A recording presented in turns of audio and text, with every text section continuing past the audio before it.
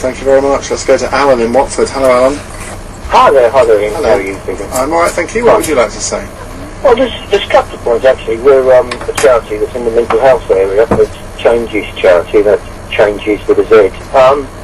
There's some important points for your listeners, particularly on the first part of this bill, which is on the mental health side of things.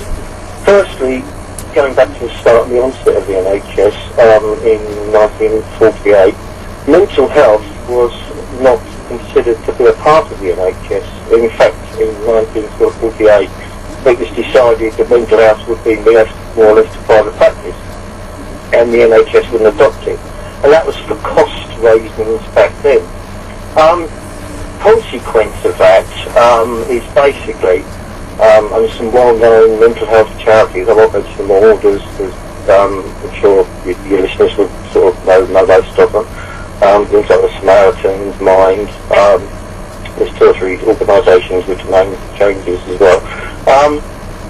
They picked up the pieces, and they are actually dealing with the mental health side of things in a larger way than the NHS are. But do you support the bill's effects on mental health?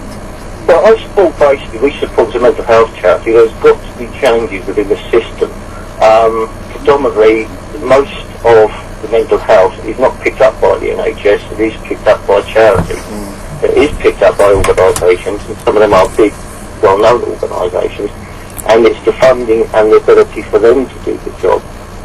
That's not being disrespectful to the NHS. It was never set up in 1948 to deal with mental and emotional health.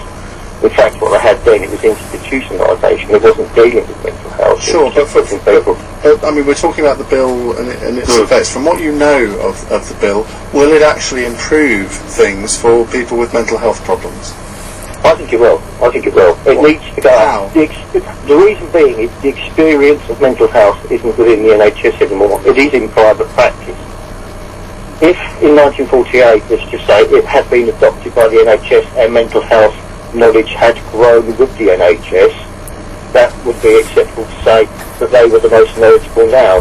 Most knowledgeable now in mental health in this country with the therapies and the knowledge of it and the science of it are the charities, are the private practitioners.